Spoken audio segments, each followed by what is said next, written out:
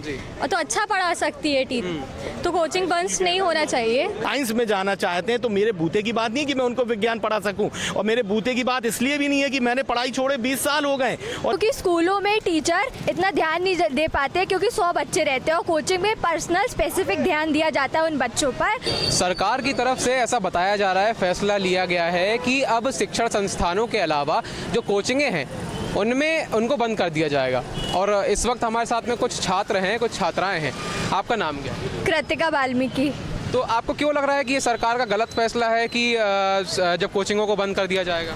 इसलिए क्योंकि स्कूलों में टीचर इतना ध्यान नहीं दे पाते क्योंकि 100 बच्चे रहते हैं और कोचिंग में पर्सनल स्पेसिफिक ध्यान दिया जाता है उन बच्चों पर। और जो स्कूल के टीचर रहते हैं वो स्पेसिफिक सिर्फ बुकिश लैंग्वेज में पढ़ाते हैं और जो मेन अपना डाउट क्लियर करते हैं वो रहते हैं कोचिंग टीचर्स। अगर वही बंद कर देंगे, बेसिक ही क्लियर नहीं हो पाएगा तो बच्चे बोर्ड एग्जाम्स कैसे क्लियर कर पाएंगे? जब प्राइमरी की पढ़ाई अच्छे से नहीं हो पाएगी तो सीनियर सेकेंडरी की पढ़ाई कैसे वो क्लियर कर पाएंगे? अच्छा, आप भी हमारे साथ में, आपका नाम क्या है? कशिश चौहान। कौन से स्कूल में पढ़ते हैं? Small wonder. कौन सी क्लास में? 11th। अच्छा, तो आपको क्यों लग रहा है कि सरकार का गलत फैसला है? जैसा कि आपके द्वारा हमें बताया गया, कृतिका नाम है आपका, आपके द्वारा बताया गया कि शिक्षण संस्थानों में अगर कोचिंगें बंद कर दी जाएं तो स्कूल के क्योंकि टीचर अच्छे तरीके से नहीं पढ़ा पाते हैं, क्या ये बात सत्य है? हाँ बिल्कुल सही है कि टीचर्स इतना फोकस नहीं कर पाते, कितनी स्ट्रेंथ रहती है स्कूल्स में, और कोचिंग में पर्सनल टीचर पढ़ा सकती है और तो अच्छा पढ़ा सकती है तो कोचिंग बंद नहीं होना चाहिए। अच्छा, आप कौन सी क्लास में?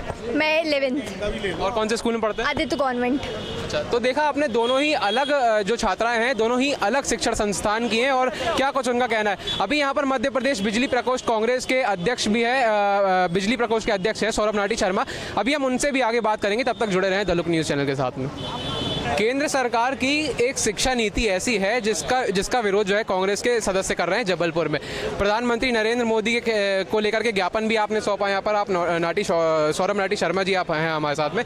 क्या बुराई है सरकार की जो शिक्षा नीति अभी आप जिसका विरोध कर रहे हैं उसमें? देखिए, ये बात समझ के परे है। सरकारें कोई भी निर्णय अगर लेती हैं तो वो जनहित में लेती हैं और इस देश के प्रदेश के विकास के लिए लेती है। लेकिन ये जो निर्णय लिया गया है ये साफ तौर पे किसी साधारण व्यक्ति से भी अगर आप पूछेंगे तो ये जनविरोधी है और इस देश के भविष्य को खंडित करने वाला है। आप सोचें, जब बच्चा पैदा होता है तो उसकी जो प्राथमिकी शिक्षा होती है जिसको हम प्राइमरी एजुकेशन बोलते हैं, माँ बाप इस बात के लिए चिंतित रहते हैं कि इसकी प्राथमिकी सुधर जाएगी तो ये हायर स्टडीज में बहुत अच्छा करेगा। लेकिन केंद्र सरकार के द्वारा जिस तरीके से 10वीं तक के बच्चों को या फिर 16 साल के बच्चों को एजुकेशन लेने के लिए कोचिंगों में जो प्रतिबंधित किया गया है, माँ बाप, मान लीजिए मैं अगर कॉमर्स साइंस से, अगर मैंने कॉमर्स स्ट्रीम से मैंने पढ़ा है, मेरे बेटा बिटिया अगर साइंस में जाना चाहते हैं तो मेरे बूते की बात नहीं कि मैं उनको विज्ञान पढ़ा सकूं, और मेरे बूते की बात इसलिए भी नहीं है कि मैंने पढ़ाई छोड़े 20 साल हो गए। और एक बहुत बड़ा वर्ग ऐसा है कि जो अशिक्षित रहा है, वो 2 पीढ़ी से अशिक्षित रहा है और उसने मेहनत करके अभाव में अपना जीवन बिताया और मेहनत करके वो चाहता है कि हमारे आगे आने वाली जो पीढ़ी है वे अशिक्षा में ना रहे,